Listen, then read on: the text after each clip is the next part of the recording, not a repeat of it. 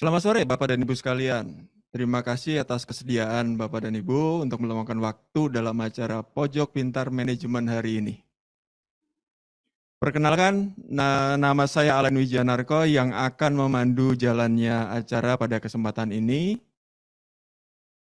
Dan sedikit informasi bahwa Pojok Pintar Manajemen merupakan forum diskusi yang diinisiasi oleh PPM Manajemen sebagai bentuk kontribusi dalam hal belajar dari mana saja. Awalnya diskusi online ini dilakukan untuk mendorong individu dan perusahaan agar tetap berkarya di tengah keterbatasan akibat pandemi COVID-19 saat diberlakukannya PPKM. Namun karena antusiasme khalayak yang tetap tinggi, maka Pojok Pintar Manajemen akan terus digelar untuk kita, para manusia pembelajar. Pojok Pintar Manajemen kali ini dalam wadah gelar diskusi mengangkat tema tantangan penerapan etika di institusi pelayanan publik. Sebelum kita masuk ke inti acara, izinkan saya untuk memperkenalkan produk PPM Manajemen yang mungkin sudah tidak asing lagi bagi Bapak dan Ibu sekalian. Jasa layanan PPM Manajemen ada program pengembangan eksekutif, program pelatihan sertifikasi, pembelajaran Inggria, riset dan konsultansi, asesmen SDM, sekolah tinggi, manajemen. Selama melaksanakan kegiatan Pojok Pintar Manajemen ini, diharapkan Bapak dan Ibu dapat mengikuti aturan main demi kenyamanan bersama. Selama pemaparan materi, semua partisipan mohon izin akan di-mute dan video akan dimatikan. Sesi tanya jawab akan dibuka ketika moderator mempersilahkan. Jika ingin bertanya, silakan menuliskan di fitur chat yang ada di aplikasi Zoom Bapak dan Ibu sekalian. Moderator akan menyebutkan penanya sesuai atau akan memilih ya chat yang ada di aplikasi atau di fitur chatnya. Dalam mengikuti diskusi, partisipan diharapkan memiliki prinsip positif dan kolaboratif. Berikutnya, partisipan dapat mengisi feedback untuk perbaikan acara kami ke depannya, dan adapun materi pembicara akan didapat setelah mengisi feedback. Bapak dan Ibu semua, sebelum kita mulai sesi lebih dalam lagi, mari kita dengarkan sambutan dari Ketua Umum Pengurus Yayasan PPM, Bapak Insinyur Cahyono Suryo Dibroto, Ketua Umum Pengurus Yayasan. Kepada Bapak Insinyur Cahyono Suryo Dibroto, kami persilakan. Terima kasih Pak Alain. Yang saya hormati Dewan Pengarah dari PIBOS, yang saya hormati para pembicara Bapak Eri Riana Harja Pamungkas dan Bapak Rinaldi, yang saya hormati moderator Bapak Alain, yang saya hormati peserta gelar diskusi, dan rekan pengurus dari Yayasan PPM serta Direksi PPM Manajemen. Selamat siang dan salam sejahtera untuk kita semua. Pertama-tama, mari kita panjatkan puji syukur kehadirat Tuhan Yang Maha Esa, karena dengan perkenannya kita semua dapat menerima rahmat sehat dan kesempatan untuk dapat menghadiri acara gelar diskusi ini. Kami mengucapkan terima kasih kepada Bapak Eri Riana Harja Pamungkas dan kepada Bapak Rinaldi, yang telah bersedia untuk menjadi pembicara, serta terima kasih kepada Bapak dan Ibu sekalian yang telah hadir secara daring untuk mengikuti acara gelar diskusi seri ketiga dengan tema Tantangan Penerapan Etika di Institusi Pelayanan Publik. Pusat Etika dan Budaya Organisasi Sudarpo Satropartomo yang disingkat PIBOS didirikan oleh PPM Manajemen dengan tujuan untuk berkontribusi dalam mengamalkan dan menyebarluaskan etika bisnis. Dalam menjalankan perannya, PIBOS secara berkelanjutan melakukan kajian dan penelitian tentang etika dan budaya organisasi, beserta pembudayaannya di perusahaan-perusahaan di Indonesia. Untuk diketahui, sebelumnya PIBOS telah menyelenggarakan 2 acara gelar diskusi dengan tema masing-masing. Gelar diskusi yang pertama, pemahaman etika dan konflik kepentingan. Gelar diskusi yang kedua, etika bisnis dalam perusahaan keluarga. Dan di samping telah menyelenggarakan 2 kali gelar diskusi tersebut, PIBOS juga sudah meluncurkan sebuah e-book dengan judul model PBOS pembudayaan etika dalam organisasi. Berdasarkan kajian dan penyelenggaraan gelar diskusi tersebut, ditemukan bahwa pemimpin menjadi model atau panutan dalam penerapan etika. Para pemimpin berperan dalam penciptaan lingkungan kerja yang mendukung penerapan perilaku yang benar dan mencegah perilaku yang tidak etis. Pemimpin juga berperan sebagai pembentuk nilai dari individu anggota organisasi yang diterapkan secara konsisten. Peraturan perusahaan menjadi koridor penerapan etika sehingga penyusunan peraturan perusahaan perlu mendapat perhatian bagi para pemimpin di organisasi. Di samping untuk memenuhi peraturan perundangan yang ditekankan pada bidang ketenagakerjaan. Lebih jauh lagi, penerapan etika membawa dampak positif dalam lingkungan bisnis sehingga mampu mempertahankan keberlangsungan organisasi. Etika menjadi satu pembahasan yang tidak lekang oleh waktu dan perlu dilakukan secara terus-menerus. Pembahasan etika merupakan bagian penting dalam pembangunan nilai, budaya, dan perilaku dalam organisasi. Melalui prinsip bisnis yang beretika, energi positif berdampak ke dalam maupun keluar organisasi. Etika yang mampu mewujudkan transparansi pada bisnis akan menimbulkan rasa percaya dari pemangku kepentingan terhadap organisasi tersebut. Masyarakat sebagai pemangku kepentingan dari pemerintah seringkali menyorot penerapan etika pada institusi layanan publik. Kejadian pelanggaran etika yang terjadi beberapa waktu belakangan ini telah membuat masyarakat terus mempertanyakan kredibilitas institusi pemerintah penyelenggara pelayanan publik ini. Dari waktu ke waktu, tantangan yang dihadapi pemerintah semakin berat karena penilaian etika bergerak secara dinamis seiring dengan perubahan waktu dan paradigma yang tumbuh di dalam masyarakat. Untuk mengimbangi dinamika penilaian etika ini, kesadaran diri dan kedewasaan terhadap penerapan etika dari tiap individu pelayanan masyarakat sangatlah dibutuhkan. Kesadaran dan kedewasaan etika merupakan sebuah perjalanan yang harus dijaga. Kasus pemilikan harta yang tidak wajar sebagai salah satu contoh, meskipun masih ditemukan, namun sebenarnya haruslah semakin menurun. Pandangan negatif yang terbentuk dari kasus pelanggaran etika dalam pelayanan publik dapat berdampak seperti stigma yang menyeluruh pada pemerintahan dan tidak hanya pada institusi yang terkena dan tidak hanya pada institusi yang terkena kasus saja. Oleh karena itu, pemerintah hendaknya terus membangun budaya beretika di setiap lini operasionalnya. Tema pembahasan kali ini terkait dengan tantangan penerapan etika di institusi pelayanan publik, di mana saat ini pemangku kepentingan dapat dengan mudah memantau apa yang terjadi di dalam suatu institusi penyelenggara pelayanan publik ini. Informasi atas kejadian yang dipandang tidak sesuai dengan etika dapat segera menyebar dengan cepat dan luas, yang dapat menurunkan tingkat kepercayaan pemangku kepentingan. Institusi tentunya tidak ingin kepercayaan yang telah dibangun bertahun-tahun akan runtuh akibat satu peristiwa yang tidak beretika itu saja.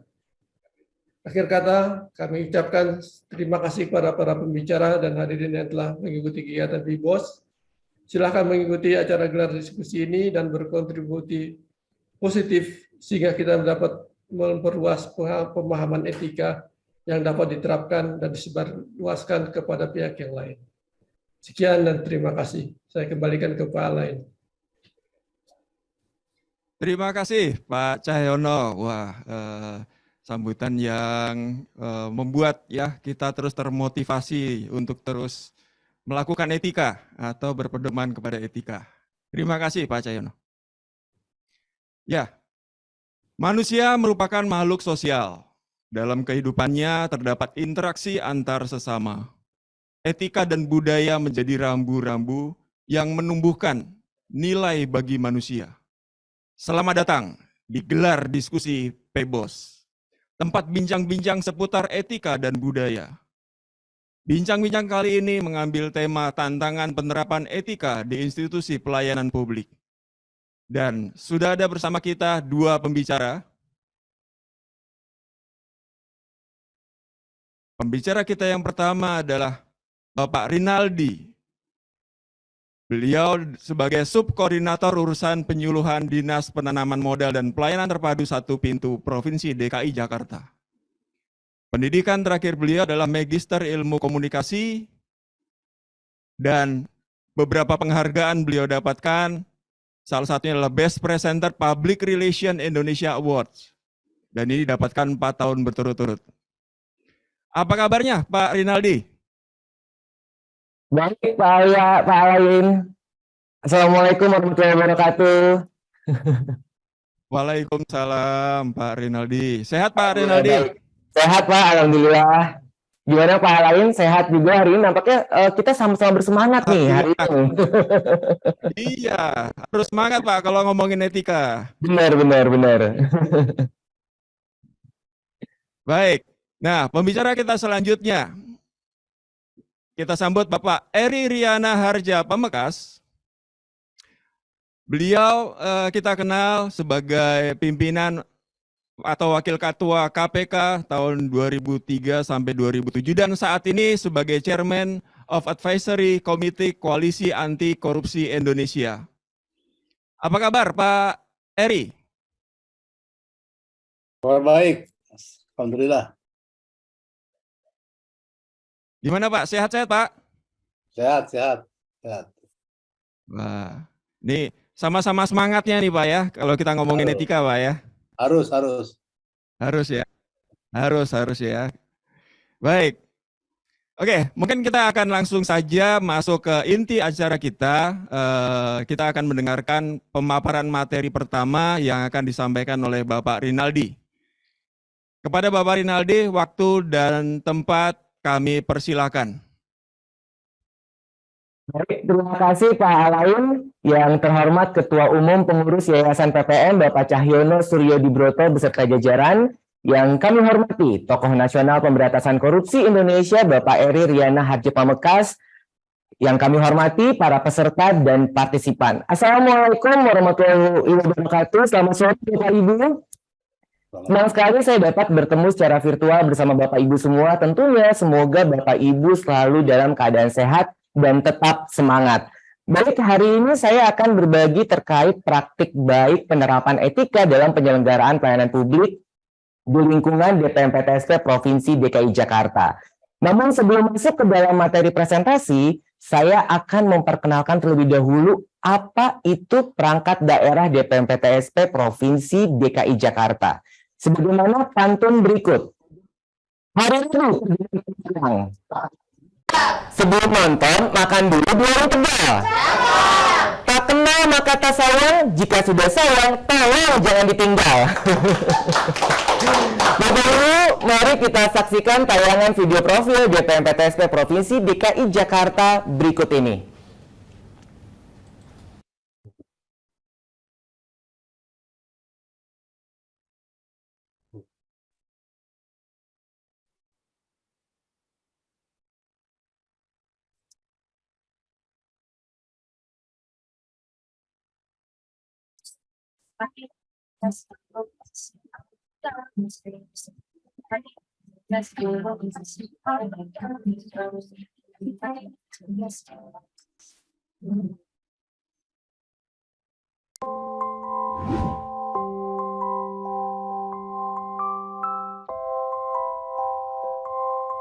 Improving quality of public services is a monumental aspect of administrative and bureaucratic reforms, for it will contribute to the achievement of the Sustainable Development Goals.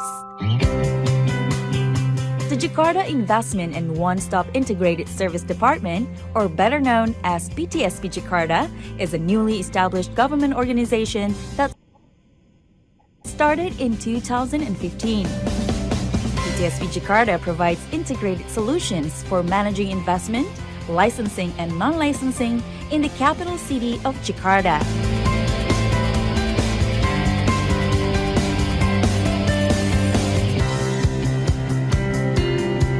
Our service aims to focus on 3 main priorities: to achieve zero delay, zero complaint, and 100% service excellence.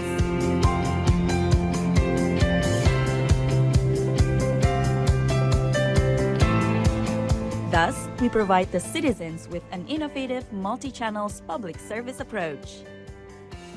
To make PTSP's presence more accessible, our services are spread in 316 points.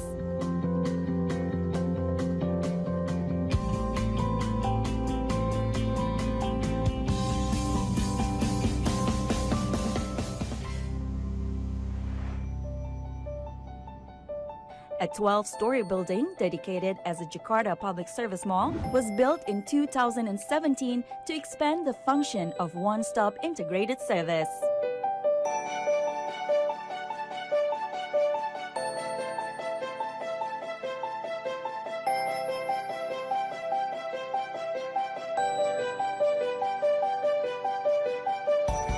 The mall integrates 19 public service units from private sector and government agencies of both Jakarta and central government into one place, becoming a comprehensive one-stop place providing 330 services. Prioritizing the use of information system and communication to accelerate our services, managing customer inquiries with quick response, and providing reliable and suitable for working and public facilities.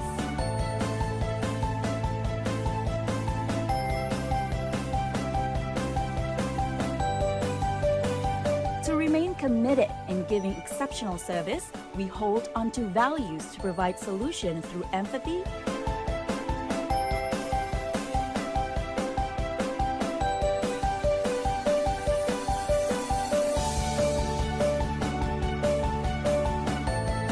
decisive,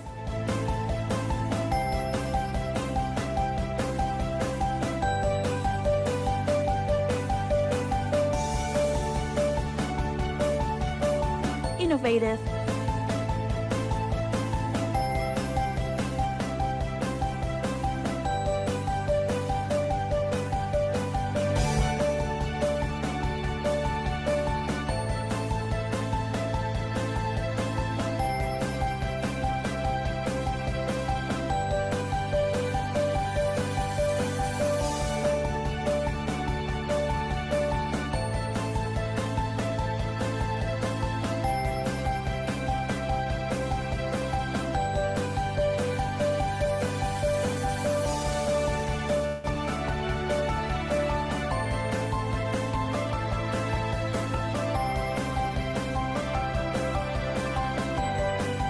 and competent manners. Setiap solusi empati tegas inovasi Anda.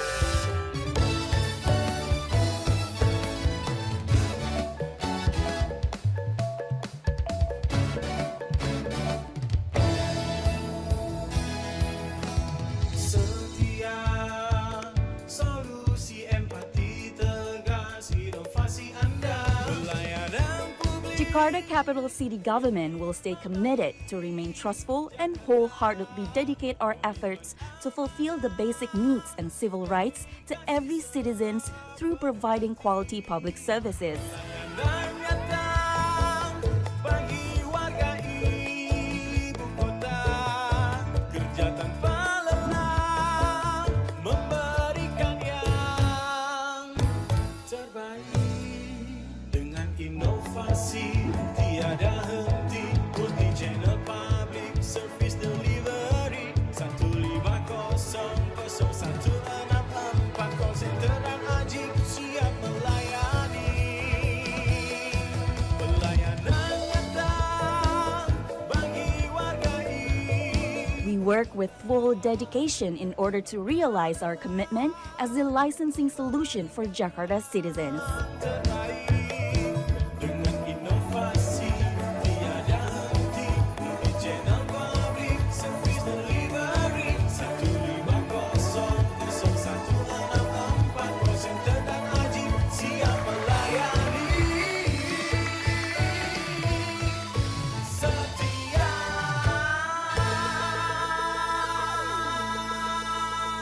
Urus izin sendiri. Urus izin sendiri. Urus izin sendiri itu mudah. Urus izin sendiri itu mudah. Follow Instagram @layananjakarta.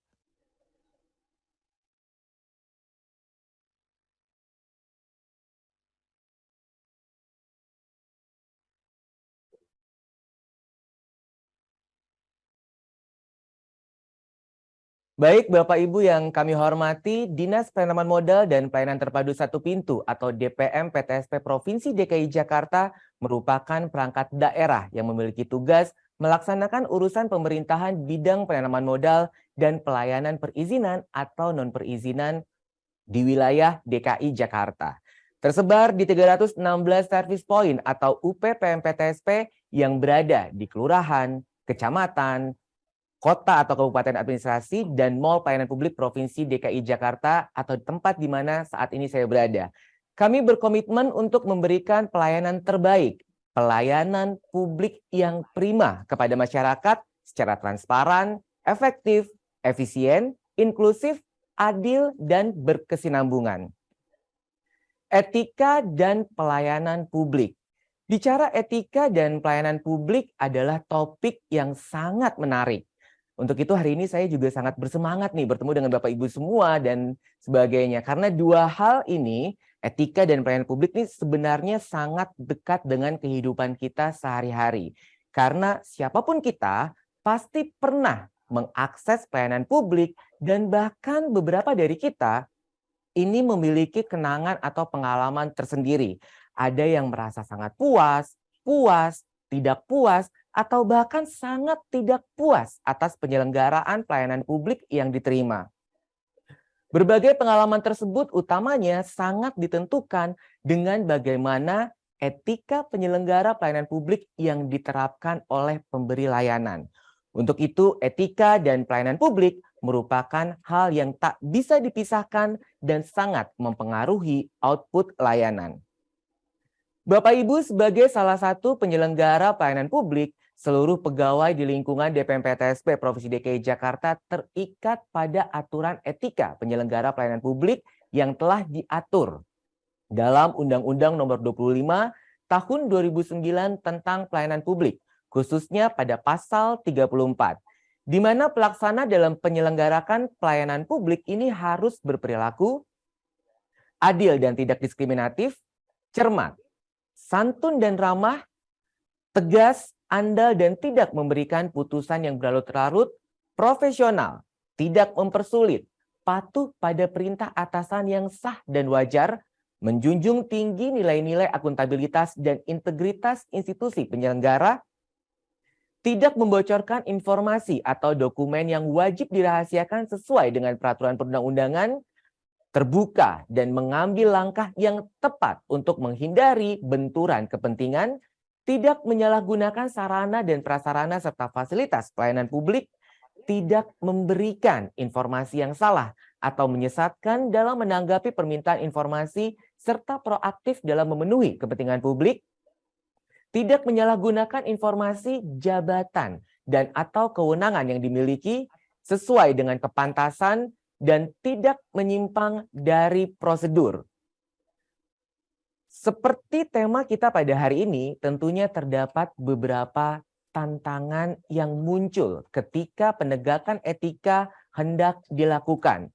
Tantangan itu diantaranya konflik kepentingan, kurangnya sumber daya, budaya organisasi yang tidak mendukung, kompleksitas peraturan dan birokrasi, ketidakpastian dan perubahan lingkungan, perbedaan nilai individu dan nilai organisasi, persepsi negatif masyarakat terhadap pelayanan publik.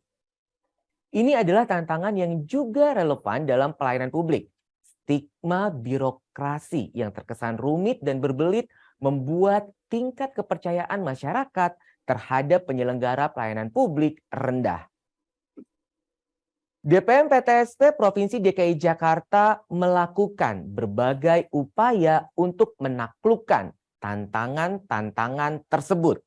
Salah satunya, kami berangkat dari apa yang dikatakan oleh pakar dalam pelayanan publik, yakni Lewis dan Catron, yang menekankan bahwa pelayanan publik adalah tentang kepercayaan publik. Berdasarkan konsep tersebut, maka penerapan etika yang dilakukan di DPMPTSP Provinsi DKI Jakarta juga dilekatkan dengan kepercayaan publik. Dalam hal ini salah satunya melalui pendekatan komunikasi. Berikutnya, reputasi dan kepercayaan publik. Pertama-tama, kami memahami bahwa kepercayaan publik adalah hal yang perlu untuk diusahakan dan dikelola. Kepercayaan publik bukanlah sesuatu yang bisa didapatkan begitu saja. Bila penyelenggara pelayanan publik mendapatkan kepercayaan dari masyarakat, maka akan mendapatkan reputasi yang baik, di mana reputasi merupakan aset organisasi, perwujudan dari nama baik organisasi.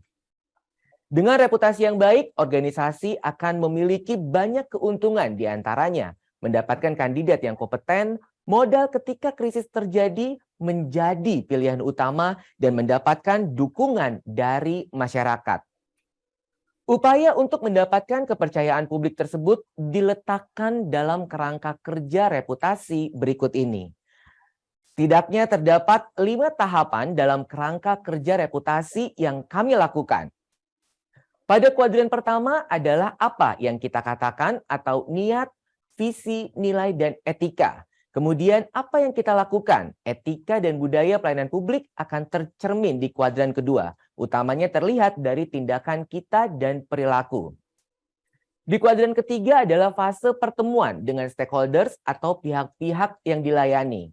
Keempat adalah fase penilaian dari stakeholders, apa yang dirasakan oleh stakeholders terhadap fase pertemuan tadi. Apakah visi, misi, nilai, etika yang dijanjikan benar-benar dijalankan? Fase terakhir atau fase kelima berkaitan dengan persepsi stakeholders terhadap organisasi. Artinya, bila dilihat dari 5 fase tadi, maka integrasi internal dan eksternal perlu untuk sejalan dan saling mendukung. Untuk itu perlunya keselarasan visi, budaya, dan image, sebagaimana yang telah dikemukakan oleh Cornelissen, seorang pakar komunikasi organisasi, yang dapat dijelaskan secara sederhana melalui gambar berikut. Visi adalah apa yang dirumuskan oleh pimpinan organisasi, misalnya melalui penanaman etika dan reformasi birokrasi. Image merupakan persepsi terhadap organisasi, kumpulan image akan menjadi reputasi di mata publik. Sementara budaya merupakan kumpulan perilaku anggota organisasi atau cerminan dari nilai atau etika, sikap, dan perilaku anggota organisasi. Bila terjadi gap antara visi dengan budaya, maka etika yang diterapkan dan tujuan penerapannya kemungkinan tidak akan tercermin dari perilaku anggota organisasi. Di sisi lain juga turut mempengaruhi bagaimana persepsi atau image stakeholder terhadap organisasi. Bila banyak stakeholders untuk mempersepsikan organisasi baik, maka organisasi ini akan mendapatkan reputasi yang baik. Begitupun sebaliknya, bila perilaku anggota organisasi tidak berkenan, maka persepsi atau image organisasi akan buruk. Oleh karenanya, budaya organisasi, visi organisasi, dan pembentukan citra organisasi harus diselaraskan melalui sinergi antara komunikasi internal dan eksternal. Lalu bagaimana dengan strategi yang kami lakukan? Berangkat dari kerangka kerja reputasi tersebut, maka DPMPTSP Provinsi DKI Jakarta menerapkan beberapa strategi. Pertama, penguatan internal dengan melakukan perubahan paradigma pelayanan publik, di antaranya penguatan nilai etika, mulai dari penyampaian kebijakan, sosialisasi, penguatan budaya etika, sampai dengan pelaporan pelanggaran etika. Selain strategi penguatan internal, kami juga melakukan strategi eksternal, yakni melalui kampanye publik yang bertujuan untuk merubah stigma penyelenggaraan pelayanan publik yang dahulu terkesan rumit, mahal, dan berbelit menjadi sesuatu yang mudah dan menyenangkan. Melalui government branding dengan satu pesan kunci, yaitu urus izin sendiri itu mudah. Adapun peran komunikasi eksternal dalam penegakan etika pelayanan publik meliputi transparansi dan akuntabilitas, membangun kepercayaan dan keyakinan masyarakat terhadap integritas dan tujuan organisasi, responsif terhadap umpan balik, dan komunikasi eksternal dapat digunakan untuk menyampaikan informasi tentang hak dan kewajiban publik sebagai penerima layanan dan bagaimana publik dapat berpartisipasi dalam mewujudkan pelayanan publik yang prima di Jakarta. Baik, selanjutnya etika yang ditanamkan di DPM-PTSP Provinsi DKI Jakarta.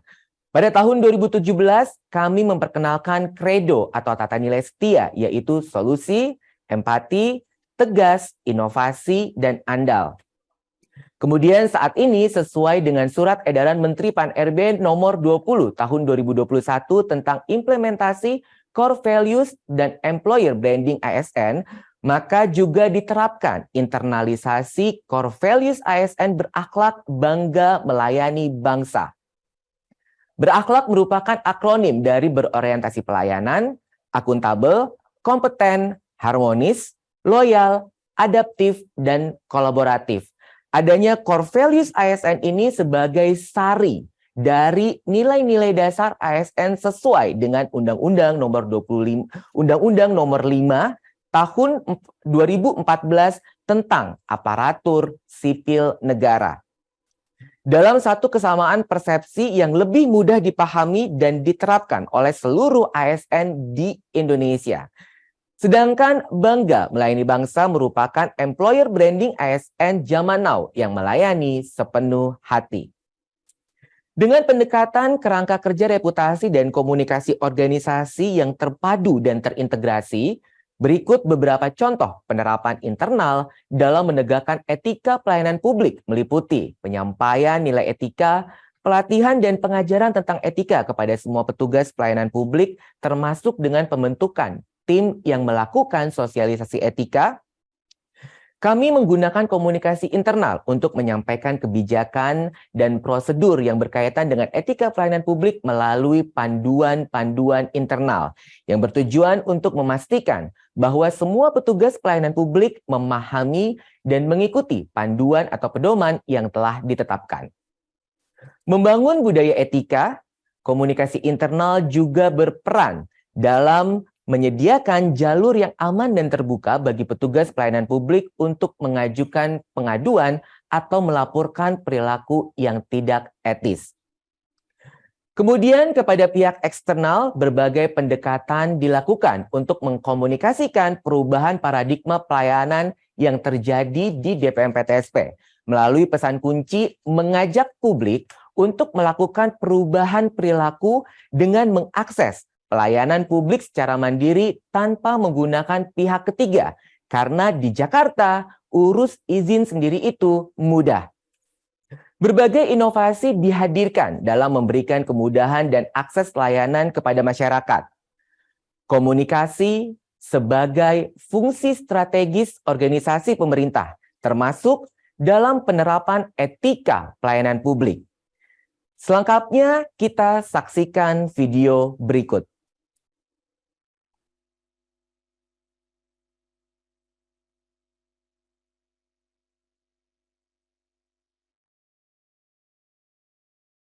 Karena dengan cepat tiada henti DPM-PTSP di Jakarta dekat Pak Haji.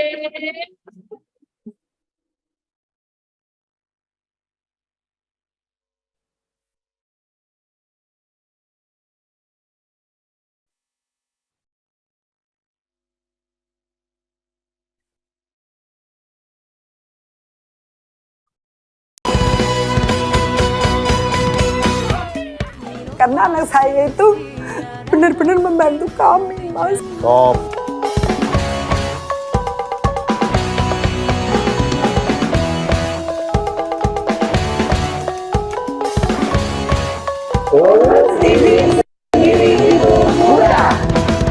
Follow Instagram @layananjakarta.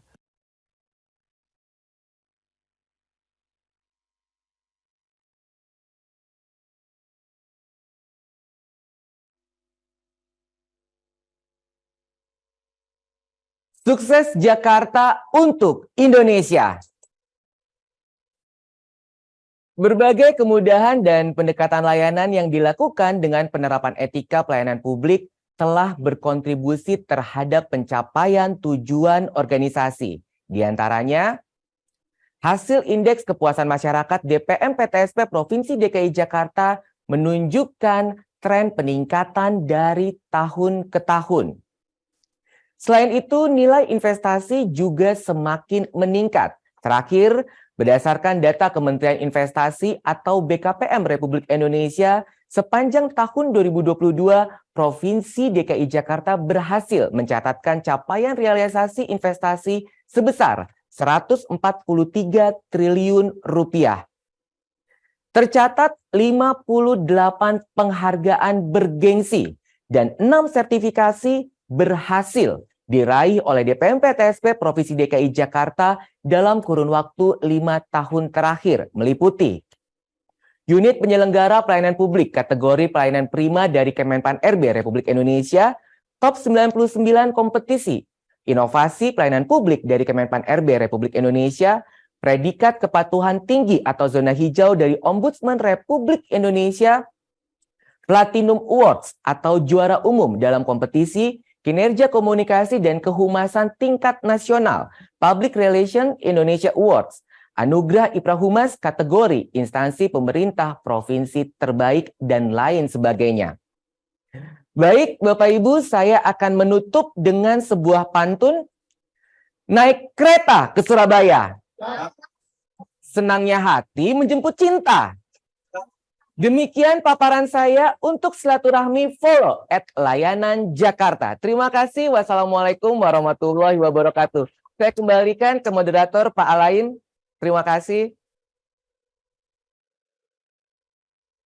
Terima kasih Pak Rinaldi. Waduh, menarik sekali ya paparannya mengenai apa yang sudah kerjakan gitu ya, dan bagaimana terus melayani warga-warga Jakartanya. Oke, selanjutnya mungkin kita akan masuk yang ke paparan untuk pembicara kita yang kedua ya. Kepada Bapak Eri Riana Harja Pamekas, waktu dan tempat kami persilakan. Terima kasih. Saya mati gaya ini lihat Pak Rinaldi presentasi, jadi susah. Tapi saya akan mencoba sebagian akan mengulangi apa yang disampaikan Pak Rinaldi ya. Tapi terus terang ini saya dapat dari ChatGPT ini. Jadi secepat mungkin supaya bisa banyak waktu untuk tanya jawab ya. Yang pertama mengenai etika, next. Tadi sudah disampaikan dengan baik oleh Pak Rinaldi, tapi saya ingin mengulangi supaya mengingatkan kita semua betapa pentingnya etika dalam pelayanan publik. Pegawai negeri dipercaya melayani kepentingan publik, menegakkan hukum, membuat keputusan yang berdampak pada kesejahteraan masyarakat secara keseluruhan. Perilaku etisnya sendiri bukan bergantung, harus memastikan akuntabilitas, transparansi, kemudian fungsi yang efisien yang dilaksanakan oleh lembaga-lembaga publik. Next. Beberapa aspek kunci, yang pertama integritas, tadi sudah disampaikan juga betapa pentingnya integritas, dan integritas adalah modal yang paling penting untuk ASN dan untuk siapapun bekerja dalam organisasi apapun. Kemudian ketidakberpihakan dan keadilan ya, impartiality and fairness. Tadi sudah disebutkan juga mengenai kerahasiaan dan privasi, mana yang memang rahasia negara, rahasia lembaga, sebaliknya juga mana yang rahasia individu masyarakat yang meminta pelayanan publik. Kemudian mengutamakan kepentingan publik di atas kepentingan pribadi dan seterusnya. Dan yang terakhir, profesionalisme. Semuanya harus profesional dalam pengertian menguasai masalah, menguasai apa yang diinginkan oleh masyarakat dan melayaninya dengan baik. Nah, berikut etika lagi. Etika dalam pelayanan publik sangat penting untuk mendorong tata kelola pemerintahan yang baik. Jadi good public governance itu akar utamanya adalah etika. Di samping tentu saja SOP, board manual SOP dan sebagainya ya. Dan konflik kepentingan adalah salah satu yang paling menonjol yang sering terjadi di sekitar kita. Nah, apakah ini etika atau pelanggaran hukum? Ini juga pertanyaan penting. Nanti kita bahas dalam tanya jawab.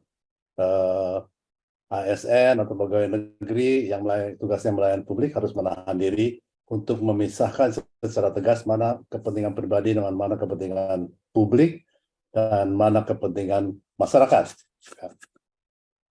Lanjut, bagaimana benturan kepentingan berdampak pada pelayanan publik? Tentu dampaknya jelas sekali ya. Pengambilan keputusan yang tidak memihak, itu yang ideal. Begitu memihak, tentu akan ada yang dirugikan dan ada yang diuntungkan.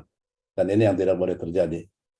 Kemudian integritas menentukan kepercayaan publik, tadi juga sudah disampaikan dengan baik oleh Pak Rinaldi, ini harus dihindari betul. Ya. Memprioritaskan kepentingan pribadi di atas kepentingan publik, itu hal yang sangat negatif dan harus dihindari. Kenapa? Karena kredibilitas dan legitimasi publik, legitimasi pelayan publik akan rusak gara-gara integritas dan kepercayaan publik yang tidak diperhatikan atau diutamakan oleh bahkan satu orang di antara sekian banyak pelayan publik. Nah, korupsi dan perilaku tidak etis, ya, memang dua hal yang berbeda. Korupsi sudah jelas pelanggaran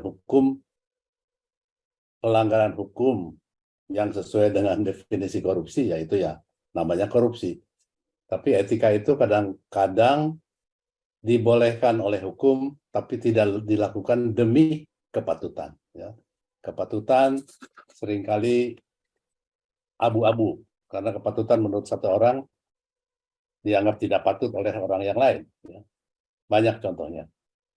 Kemudian kegagalan dalam menangani konflik kepentingan juga akan mengganggu reputasi lembaga.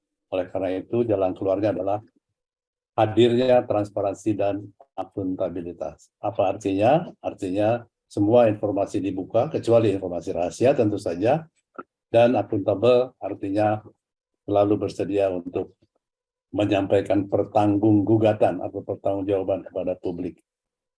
Nah, yang berikut adalah kewajiban hukum dan etika. Melanggar kewajiban ini tentu memiliki konsekuensi hukum. Berikutnya, kasus-kasus benturan kepentingan biasanya ada kepentingan finansial. Misalnya si pelayan publik memiliki kepentingan finansial dengan mereka yang sedang meminta pelayanan publik. Ini yang selalu menjadi godaan paling besar bagi para ASN pelayan publik. Kemudian ada hubungan kekeluargaan atau hubungan pertemanan. Ya, karena keluarga maka diprioritaskan, karena teman maka diprioritaskan, maka yang lain disuruh menunggu. Ini tentu akan sangat mengganggu kesetaraan. Kemudian lobby kontribusi politik ini yang sering kali terjadi. Karena bosnya berasal dari partai politik tertentu, kemudian pimpinan partai juga seolah-olah memiliki kekuasaan terhadap para pelayan publik ini. Dan mereka mencoba menggodanya dengan melakukan penekanan atau permintaan prioritas. Kemudian ini juga pensiunan pejabat seringkali lupa bahwa dia sudah pensiun. Kemudian mencoba lobby meminta prioritas. Dan yang terakhir mungkin tidak berlaku di DKI ya, perdagangan orang dalam atau insider trading. Dilakukan oleh orang dalam dengan memanfaatkan informasi yang dia miliki untuk melakukan perdagangan secara sepihak, sehingga merugikan orang lain yang tidak memiliki informasi itu. Lanjut, kasus-kasus lainnya adalah regulatory capture. Regulatory capture artinya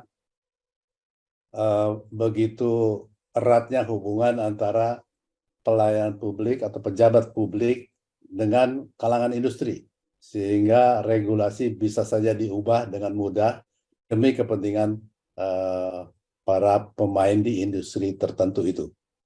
Yang kedua adalah investasi dan kepemilikan saham. Ini juga banyak terjadi di sekitar kita ya. Orang akan menanamkan modalnya, kemudian ditunjukkan, lu kerjasama sama ponakan gue ya, atau kakak gue ya. Dia juga kebetulan bergerak di bidang yang sama. Anda pasti mendapat keuntungan. Ini yang harus kita perhatikan. Kontrak dan pengadaan, kita semua tahu benturan kepentingan, peluang untuk menyimpang itu sangat menggoda di sekitar pengadaan. Kemudian yang berikutnya adalah pengaruh regulasi. Pengaruh regulasi artinya pejabat pemerintah yang terlibat dalam proses pembuatan regulasi terpengaruh oleh mereka yang akan diakibatkan oleh adanya regulasi itu. Ini semua merupakan hal yang harus diperhatikan oleh kita semua, bukan saja mereka yang bekerja di lembaga yang melayani publik, tapi kita sendiri sebagai masyarakat yang meminta pelayanan publik kepada mereka juga harus memahami apa hak dan kewajibannya. Saya pikir itu aja dulu Pak Alain. Nanti kita explore lebih lanjut dalam tanya jawab. Terima kasih. Baik, terima kasih Pak Eri atas paparannya. Menarik juga Buka tadi aja dulu dong. paparannya semakin menegaskan lagi nih gitu ya. Kalau tadi Pak Rinaldi dari segi prakteknya, kemudian Pak Eri menambahin lagi nih harus penguatan-penguatannya gitu ya. Terima kasih. Kita sekarang masuk ke sesi diskusi Q&A gitu ya. Mungkin sebelum saya masuk ke beberapa chat yang sudah ada ya, saya undang Bapak Ibu sekalian juga untuk bisa bertanya, mungkin bisa menuliskan chatnya. Mungkin saya ingin bertanya gini, khususnya untuk yang Pak Rinaldi dulu ya. Kalau kita bicara pelayanan publik itu sangat banyak karakter yang dilayani, mulai dari komunitas rakyat kecil atau rakyat besar dan lain sebagainya gitu ya. Nah itu kira-kira bagaimana bisa mengelola etika sehingga setiap karakteristik yang dilayani itu merasa mendapatkan perlakuan yang sama. Kalau tidak salah kan tadi perlakuan yang adil dan fair gitu ya. Nah, kira-kira gimana itu Pak Rinaldi? Baik, benar sekali Pak Alain, memang penyelenggara pelayanan publik ini memang harus berhadapan dengan manusia begitu ya, sebagai penerima pelayanan. Masyarakat ini memang banyak sekali karakter-karakter yang berbeda-beda. Untuk itu terhadap standar pelayanan publik ini kami memiliki panduan-panduan atau pedoman-pedoman yang kita lakukan ini untuk disebarkan kepada para petugas pelayanan publik ini untuk melakukan pelayanan itu sesuai dengan standar atau perilaku yang sudah kita tetapkan begitu. Memang kan sebenarnya karakter-karakter ini sebenarnya menurut saya sama saja begitu ya, bahwa artinya setiap masyarakat ini pada intinya adalah dia harus dilayani dengan siapapun dia, dengan latar belakangnya dia, seperti itu. Jadi memang saya rasa pendekatan komunikasi ini menjadi satu hal yang sangat penting begitu dalam penerapan etika di pelayanan publik. Makanya tadi ketika saya menyampaikan terkait dengan etika, saya melakukan pendekatan komunikasi. Menurut saya ini adalah salah satu hal yang sangat penting dalam penerapan etika di penyelenggaraan pelayanan publik, baik itu komunikasi internal melalui panduan-panduan dan juga komunikasi eksternal melalui kampanye publik tadi, begitu Pak Alain. Oke, baik, terima kasih. Jadi memang ada suatu panduan ya yang untuk ke dalam bagaimana memberikan layanan gitu ya. Namun kadangkala masyarakat itu kan tidak tahu gitu ya, atau belum tahu mengenai pedoman itu ya. Nah itu gimana nih mempersiapkan teman-teman yang ada di belakang meja atau di belakang layanan itu supaya selalu mengikuti panduannya, meskipun kemudian yang dilayani agak melenceng atau gimana gitu ya. Jadi panduan itu Pak Alain ini bukan untuk publik ya, tetapi ini ada untuk petugasnya gitu. Kita ada panduan pola komunikasi namanya, pola komunikasi dan pola pelayanan. Ini bagaimana cara kita sapanya kita atur, lalu juga bagaimana cara kita ketika nanti bertemu dengan masyarakat begitu atau pemohon yang memiliki karakter-karakter beraneka macam. Nah ini kita ada panduannya untuk petugasnya. Nah, untuk publiknya, kami melakukan kampanye publik terkait dengan inovasi layanan, lalu juga prosedur, lalu juga mekanisme bagaimana pelayanan tersebut bisa diakses oleh publik. Ini juga kami lakukan melalui kampanye publik atau komunikasi eksternal. Ini yang menarik Pak Alain, kalau misalnya selama ini kita melihat bahwa pelayanan publik itu harus datang gitu ya ke kantor. Tadi kalau video yang tadi saya sampaikan di awal, kita bisa sama-sama lihat begitu, ada program kami adalah PTSP di ruang publik. Begitu, penyelenggaraan PTSP di ruang publik atau PTSP Goes to Mall. Nah, ini juga pernah mendapatkan top 99 kompetisi inovasi pelayanan publik. Jadi sekarang masyarakat ini banyak sekali channelnya untuk mengurus perizinan. Dia tidak harus datang ke kantor, dia bisa datang ke mall-mall. Tadi kami ada di mall-mall, lalu juga ada layanan antar jemput izin bermotor, Pak Alain. Nah, ini sangat menarik juga nih. Jadi nanti masyarakat ini bisa melakukan pemesanan petugas ajib, lalu petugas kita ini akan datang ke kantor atau rumah pemohon tersebut. Dan ini adalah gratis. Kami lakukan asistensi atau pendampingan pengurusan izin, mulai dari izin diterapkan, mulai dari izin dimohonkan, sampai dengan izin tersebut diterbitkan atau end-to-end proses. Seperti itu, Pak Alain. Ya, oke. Ya, baik. Sekarang Pak Eri nih, kebagian pertanyaan dari saya nih, Pak Eri. Kalau Pak Eri sendiri kan sebagai pengguna layanan publik gitu ya, Pak Eri ya. Nah, dari pengalaman Pak Eri sebagai pimpinan KPK gitu ya, dari beberapa tahun lalu gitu ya.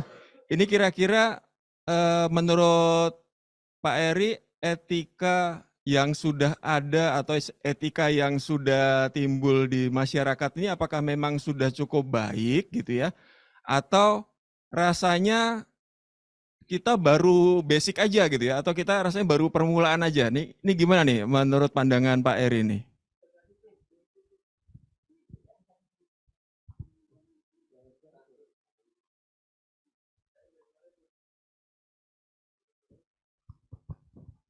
Pak Eri, minta maaf suaranya belum terdengar, Pak Eri.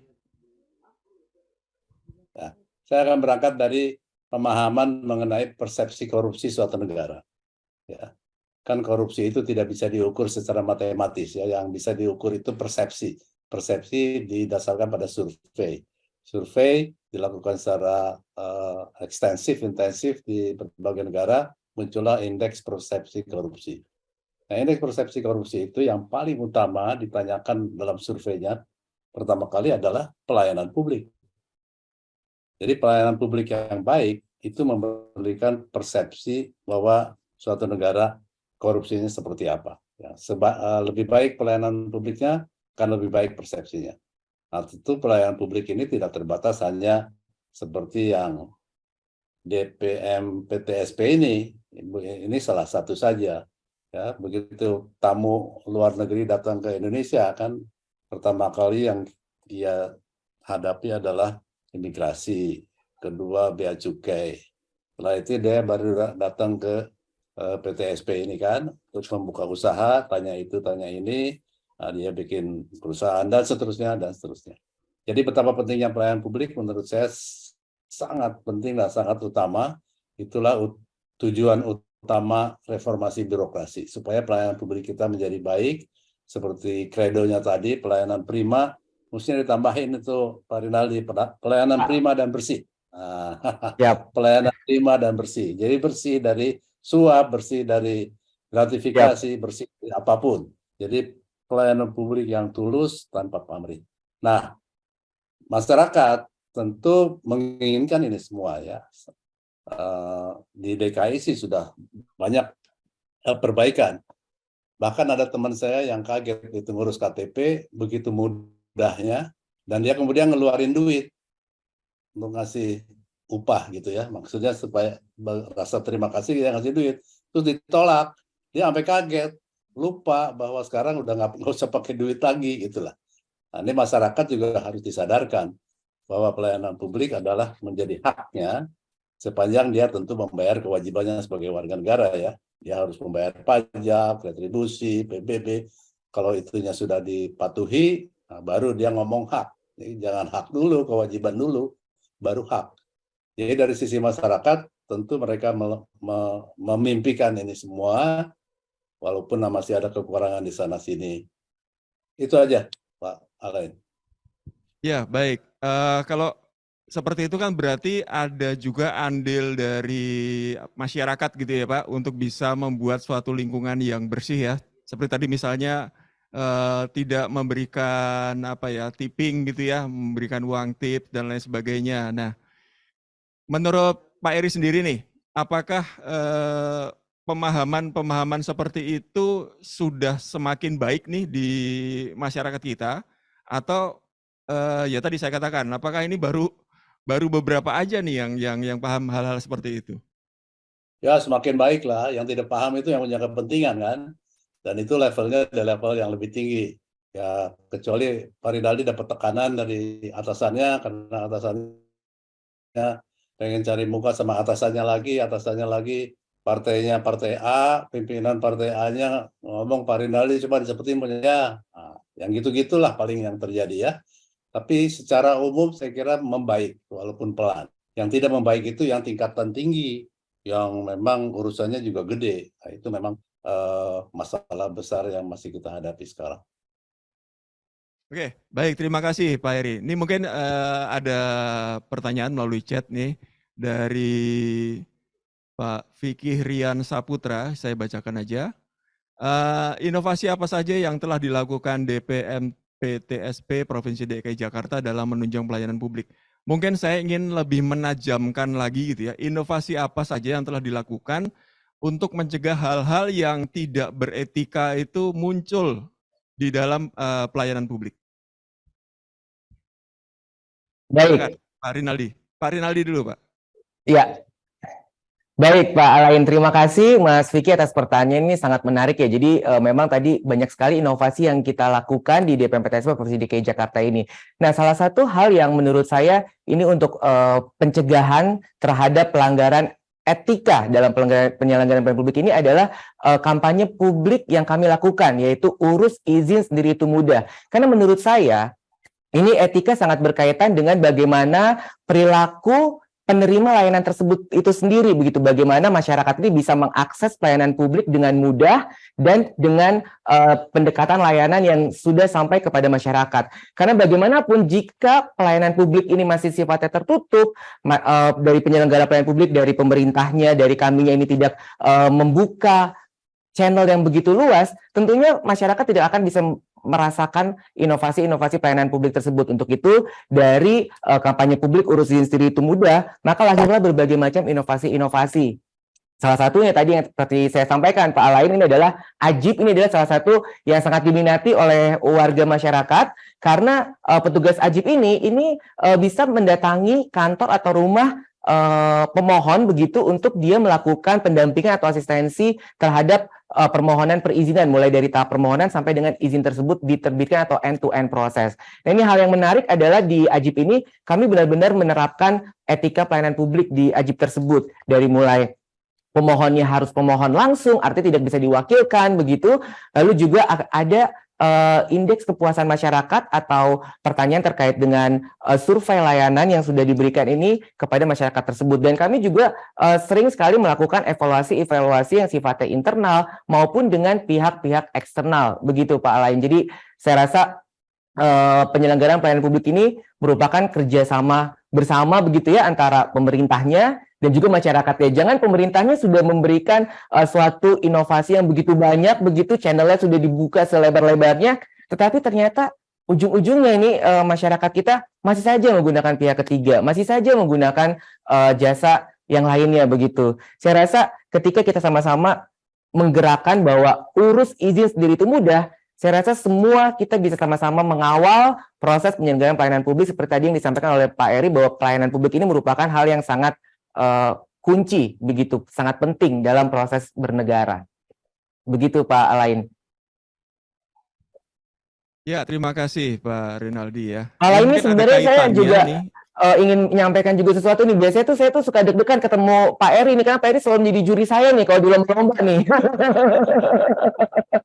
Nah, hari ini kita bisa berdiskusi bareng nih, luar biasa sekali Pak Eri nih. Iya, ketemunya di sini ya, Pak. Ketemunya di sini ya.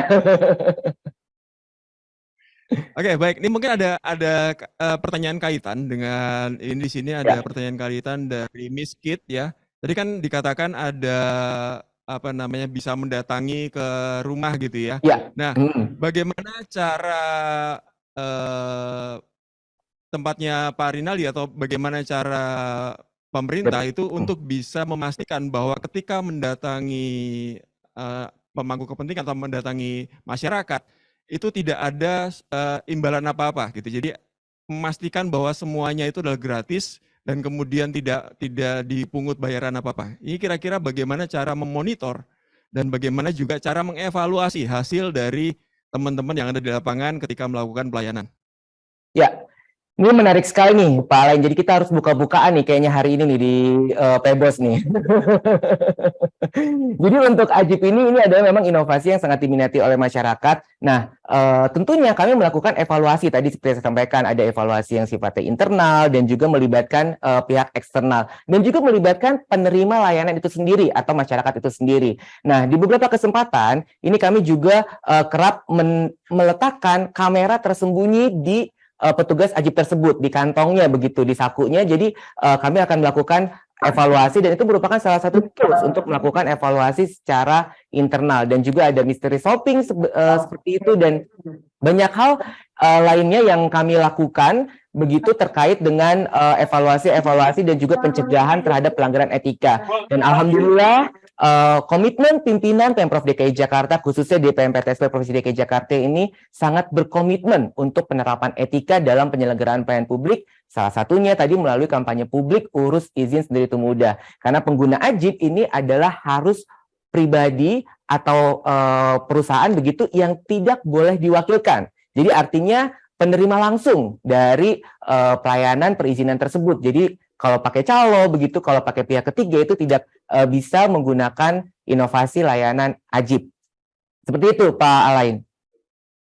Ya, oke, baik, terima kasih. Mungkin saya akan bertanya nih ke Pak Eri. Pak Eri, pernah punya pengalaman-pengalaman yang menarik atau pengalaman-pengalaman yang kurang menarik gitu ya, terkait dengan pengalaman etikanya nih ketika menggunakan layanan publik? Ada pengalaman. Gimana, Ini Pak? paling rumit kita juga bisa maklum sih ya. IMB, Ya. izin membuat bangunan. Itu memang di luar izin-izin yang lain. Izin-izin yang lain mungkin udah lebih sederhana ya. Dan saya bisa memahami betapa rumitnya memberikan IMB karena banyak syarat, banyak kewajiban yang harus dilampirkan. Tapi ujung-ujungnya kan karena ini gambar arsitek saya gambarnya begini. Oh, ini tidak cocok karena garis sempadan itu, ini dan sebagainya. Sementara kita untuk mengubah gambar itu kan nggak punya keahlian. Balik lagi ke arsiteknya udah sibuk yang lain. Ya akhirnya kita bukan pihak ketiga Pak Rinaldi, pakai bantuan stafnya teman yang biasa ngurus IMB katanya. Ya akhirnya beres juga sih dengan segala modifikasi ya. Jadi untuk IMB memang agak rumit karena banyak faktor, ada izin tetangga, ada garis sempadan, ada ini daerah hijau atau tidak, yang gitu-gitu memang perlu waktu yang agak lama. Tapi yang izin-izin yang lain, termasuk Ajib, saya sempat menikmati itu. Memang itu inovasi yang bagus sekali ya. Betul-betul melayani, diantarkan sampai ke rumah atau kantor. Tapi IMB yang belum lancar, itu Pak Rinaldi ya. Mesti dicari inovasi lain supaya tidak bolak-balik gitu. Ya, terima kasih Pak Eri atas pengalamannya. Wah, itu berarti kalau ada kesulitan gitu, ada potensi itu Pak Rinaldi gitu ya. Ya, baik. Sebelumnya kami memohon maaf Pak Eri atas ketidaknyamanan yang dirasakan. Begitu memang lagi-lagi seperti tadi disampaikan bahwa IMB ini merupakan perizinan yang sifatnya rumit begitu ya, karena ada penilaian administrasi dan juga penelitian teknis begitu. Nah, tadi seperti yang disampaikan bahwa kalau arsiteknya begitu, ini ada beberapa unsur ya. Tadi kalau Pak Eri adalah unsurnya terkait dengan arsitek yang harus rubah-rubah gambar begitu, karena memang ada ketentuan-ketentuan dari peraturan perundang-undangan ini terkait dengan kaedah-kaedah bangunan yang diperbolehkan atau yang tidak diperbolehkan begitu. Belum lagi ntar ada zonasi dan lain sebagainya. Dan ini ketentuan-ketentuan tersebut memang sudah ada begitu terkait dengan peraturan perundang-undangan yang berlaku. Nah, ini menarik gitu Pak Eri dan juga mungkin teman-teman dari Pebos yang hari ini hadir. Nah, ini salah satu hal yang menarik menurut saya. Ini ada suatu hal yang menarik begitu ya. Kalau di negara-negara berkembang, ini IMB ini biasanya ini diajukan justru oleh arsiteknya, bukan oleh pemohonnya begitu, bukan oleh warganya langsung tetapi oleh arsiteknya. Lalu nanti ketika terjadi kesalahan dan lain sebagainya, nanti arsitek tersebut yang memang akan menjadi catatan hitam dari pemerintah. Nah, saya rasa mungkin kita bisa menuju ke arah sana begitu ya, mungkin seperti negara-negara berkembang lainnya, bahwa memang perizinan bangunan ini memang kalau menurut saya memang sebaiknya ini sangat mengambil peranan penting adalah terkait dengan teknis bangunan tersebut begitu ya, bagaimana kaidah-kaidah peraturan dalam tata ruang dan juga peraturan pembangunan ini memang hanya bisa dipahami mungkin begitu dengan para arsiteknya. Namun tidak perlu khawatir, di DKI Jakarta Pak Heri sebenarnya kami juga bisa melakukan pendampingan terhadap pengurusan IMB seperti IMB rumah tinggal begitu, itu juga sifatnya gratis dan dilakukan pendampingan. Kita ada namanya relaksasi perizinan bangunan. Nah, ini bisa nih kita lakukan untuk memberikan arahan-arahan sebelum IMB tersebut diajukan begitu. Jadi Pak Alain, jadi memang ada berdasarkan pengalaman-pengalaman yang terdahulu begitu ya, yang sedang dialami oleh masyarakat, sehingga saat ini kami juga menghadirkan inovasi yang namanya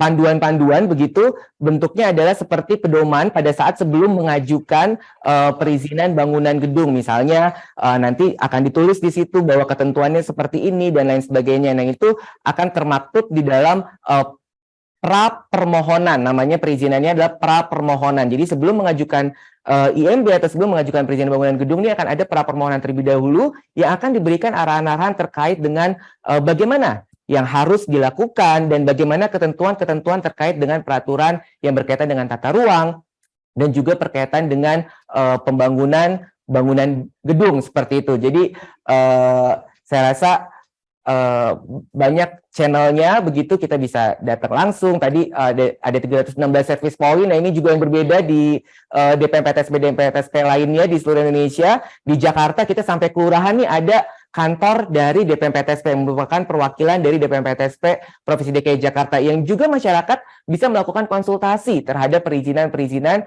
baik itu kewenangannya kelurahan, kecamatan, kota maupun kewenangan provinsi.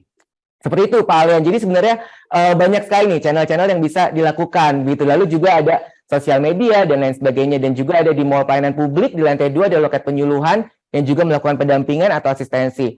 Atau yang lebih kekinian nih Pak Alain dan juga Bapak Ibu semua, ini ada MPP virtual. Nah, ini juga sangat menarik nih, MPP virtual bisa diakses di pelayanan.jakarta.go.id. Nah, ini kita bisa langsung melakukan perjanjian untuk bertemu dengan petugas secara virtual begitu, untuk membantu permasalahan-permasalahan terkait dengan perizinan atau non perizinan yang dihadapi di seluruh wilayah DKI Jakarta.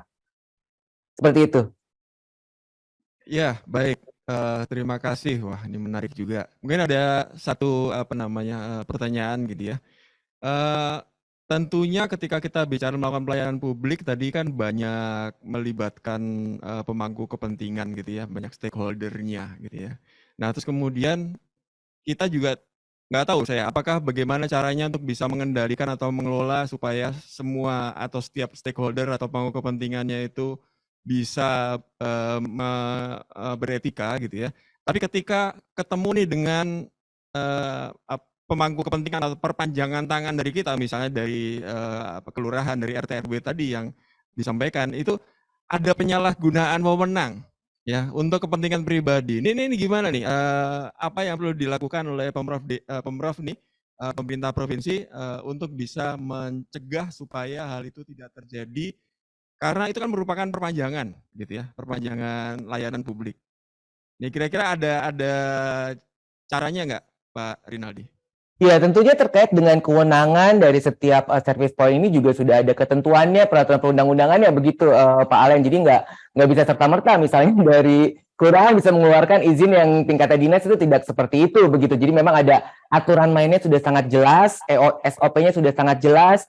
Komitmen pimpinannya juga sudah sangat jelas. Kami juga pernah mengeluarkan begitu terkait dengan pelanggaran-pelanggaran integritas, itu sangat concern begitu, pimpinan kami sangat berkomitmen tinggi terhadap pelanggaran integritas, tidak ada ampun untuk penyelenggaraan pelayanan publik di DPMPTSP Provinsi DKI Jakarta.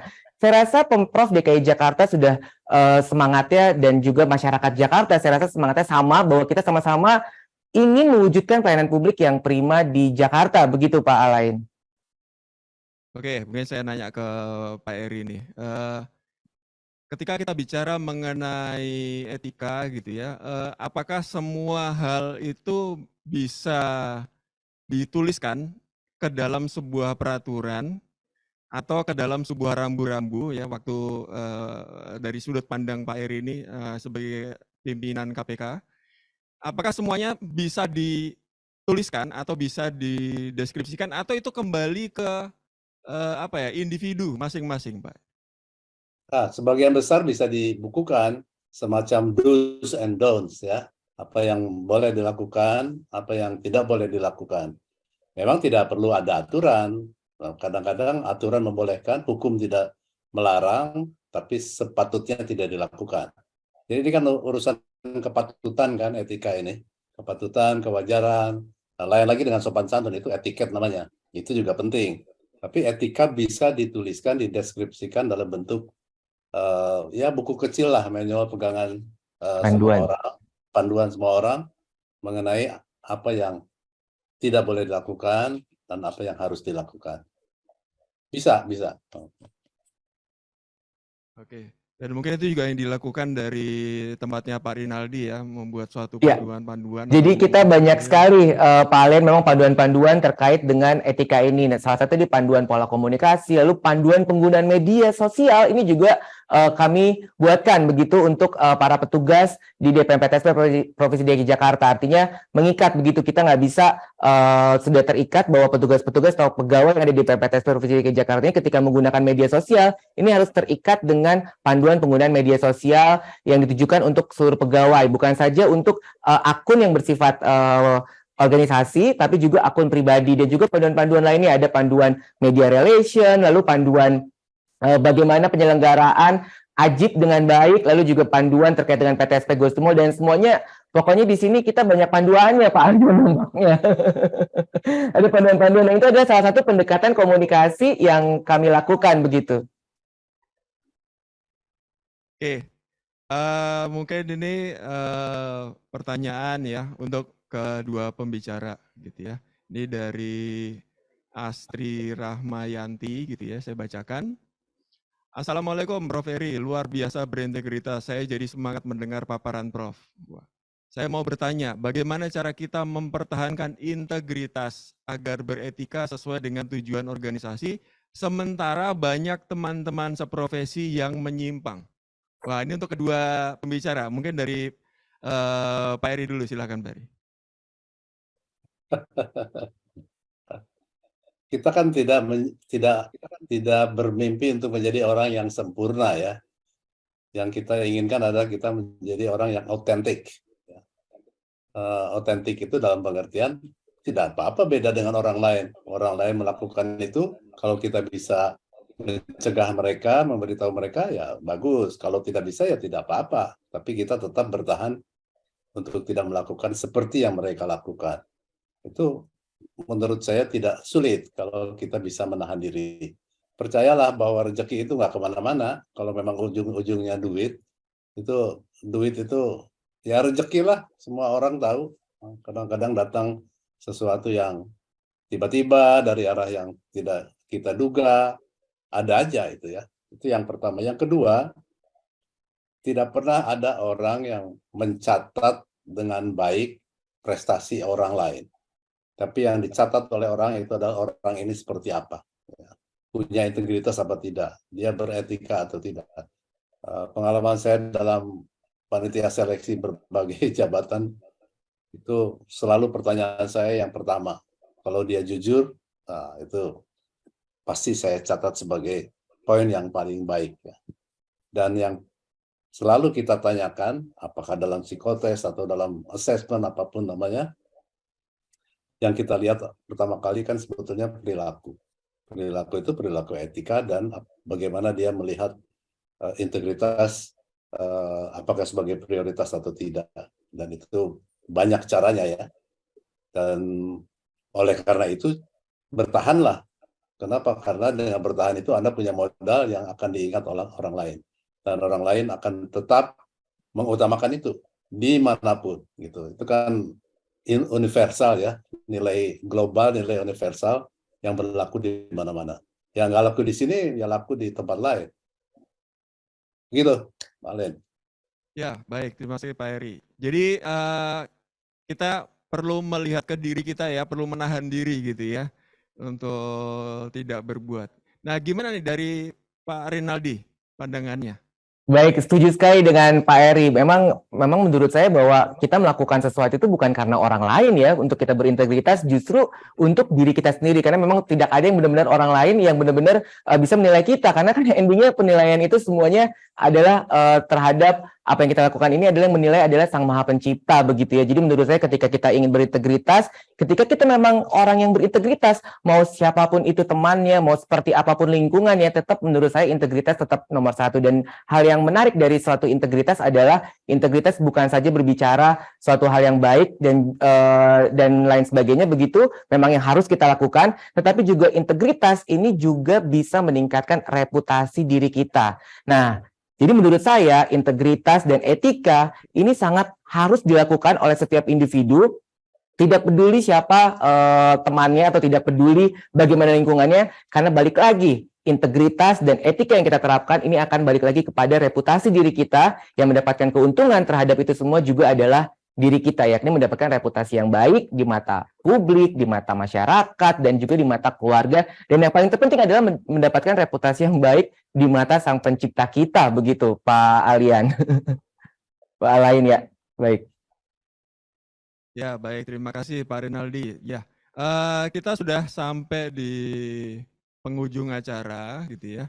Dan saya ucapkan terima kasih kepada Pak Rinaldi dan juga kepada Pak Eri, dan juga kepada Bapak Ibu sekalian yang telah mengikuti acara gelar diskusi PBOS ini di hari mulai dari awal tadi sampai berakhirnya acara gitu ya.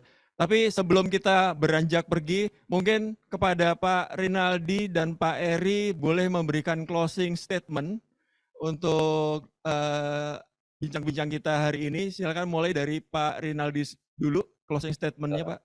Baik, Pak Alain, terima kasih. Namun nampaknya saya masih ingin terus lanjut nih mungkin ya dengan Pak Eri dan Pak Alain nih. Boleh nggak nih? Kita seru sekali ya cara ini ya Pak Eri ya.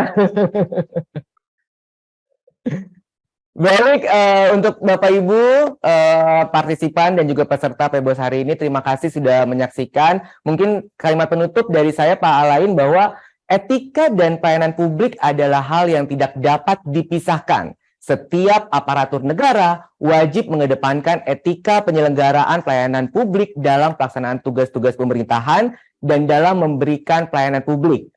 Di samping itu, masyarakat juga memiliki peranan penting dalam mengawal pelaksanaan etika penyelenggara pelayanan publik melalui penerapan perilaku mengakses pelayanan publik secara mandiri tanpa menggunakan pihak ketiga. Dengan demikian, maka pemerintahan yang baik dan pelayanan publik yang prima dapat benar-benar terwujud di bumi pertiwi. Urus izin sendiri itu mudah. Sukses Jakarta untuk Indonesia. Wassalamualaikum warahmatullahi wabarakatuh. Waalaikumsalam. Jangan beranjak pergi dulu, Pak. Baik. Pak Eri, closing statementnya Pak Eri. Ya, kita sekarang hidup dalam perubahan yang tiada henti ya, baik karena teknologi, karena lingkungan, karena macam-macam faktor. Perubahan demi perubahan terjadi yang kita perkirakan, tapi kita tidak tahu kapan terjadi. Yang tidak kita perkirakan dan kita tidak tahu kapan itu terjadi. Dan perubahan ini akan terus dan semakin cepat. Nah, satu-satunya yang tidak berubah adalah penilaian orang terhadap integritas. Ya, semakin terbuka, semakin teknologi mendominasi, tidak ada yang diperlukan kecuali integritas. Ya, kita melakukan transaksi online, transaksi fintech, apapun namanya, ujung-ujungnya yang paling utama dipertimbangkan oleh pihak lain adalah integritas. Jangan lelah untuk mencoba menanamkan integritas sebagai hal yang paling utama dan etika juga, karena itu satu-satunya modal kita. Dan juga jangan bermimpi untuk menjadi orang yang sempurna, tidak akan pernah ada. Pak Alain jangan sangka saya juga nggak nakal, dulu nakal waktu kecil. Kan bukan soal nakal waktu kecil, waktu gedenya insaf apa enggak kan gitu. Kita cari orang yang insaf. Semua orang pernah mengalami kenakalan, pernah itu, pernah ini. Tapi itu kan masa lalu. Yang kita cari adalah orang yang sadar karena pergaulan, kemudian insaf, kemudian baru tahu, oh harusnya begini, ya udah lakukanlah itu. Dan dengan demikian maka Anda memiliki modal untuk menghadapi semua perubahan itu. Terima kasih. Oke, terima kasih Pak Eri ya. Jadi tadi sudah ada closing statement-nya. Mungkin dari saya mengambil beberapa hal menarik dari bincang-bincang kita sore ini. Kalau saya lihat bahwa ketika kita bicara mengenai pelayanan, itu adalah bicara mengenai kepercayaan. Jadi ketika kita tidak melayani dengan baik, kepercayaan itu akan mudah hilang dari siapa yang kita layani. Dan kepercayaan atau pelayanan tersebut itu ada tiga aspek gitu ya. Kita bicara mengenai visi, kita bicara mengenai budaya, dan akan melahirkan image. Ketika kita kehilangan atau tidak sinkron antara visi dan budaya, etika itu akan hilang di situ atau tidak kita melakukan sesuatu yang kurang beretika. Namun ya, ketika kita beretika itu adalah sesuatu perjalanan, itu adalah suatu journey. Jadi mungkin journey kita saat ini belum sempurna, tapi yang paling baik adalah bagaimana kita terus untuk bisa berintegritas, bagaimana kita terus bisa beretika, sehingga reputasi kita bisa menjadi semakin baik ke depannya. Seperti yang saya sampaikan di awal tadi, bahwa ketika kita bicara, bahwa ketika kita sebagai manusia itu adalah makhluk sosial, dan itu ada interaksi di antara makhluk itu, kita akan punya namanya peraturan, dan kita akan punya yang namanya panduan-panduan. Peraturan-peraturan dan panduan itu menjadi suatu rambu-rambu yang membuat manusia itu menjadi beretika, yang membuat manusia itu berperilaku sesuai dengan yang baik di masa depan, lebih baik dari masa yang lalu atau lebih baik dari masa sekarang. Baik, kurang lebih itu yang bisa kami sampaikan di acara gelar diskusi Pebos ini. Terima kasih teman-teman semua, terima kasih teman-teman yang sudah datang, yang sudah hadir. Semoga melalui kegiatan hari ini, melalui bincang-bincang ini, semangat pantang, berhenti berkarya, dan tentu saja semangat untuk terus beretika dan berintegritas akan terus menyala, dan seluruh hal baik yang sudah terjalin menjadi terus berkembang ke depannya. Untuk meningkatkan kualitas penyelenggaraan acara, kami meminta kesediaan Bapak dan Ibu untuk mengisi feedback yang sudah kami siapkan. Bapak dan Ibu bisa memindai QR code yang ada di layar atau klik link feedback yang kami kirimkan melalui chat Zoom. Feedback yang Bapak Ibu berikan merupakan masukan bagi kami untuk meningkatkan kualitas acara kami ke depannya. Materi pembicara akan dikirimkan ke email yang Bapak Ibu sudah isi pada formulir feedback. Baik, silakan Bapak Ibu sekalian mengisi formulir feedbacknya, dan Bapak Ibu yang belum tergabung atau ikut dalam grup PPM Community, silakan untuk join sekarang untuk beberapa bidang keminatan atau beberapa community. Ada community HCM, Human Capital Management, ada Learning Training Development, ada Governance, Risk and Compliance, ada Operational Excellence, dan ada Innovation. Inilah beberapa komunitas-komunitas yang PPM buat atau yang PPM kelola. Dengan klik link yang ada di kolom chat Zoom atau pindah QR Code tertera di layar Bapak dan Ibu sekalian. Inilah untuk ikut masuk ke dalam PPM Community.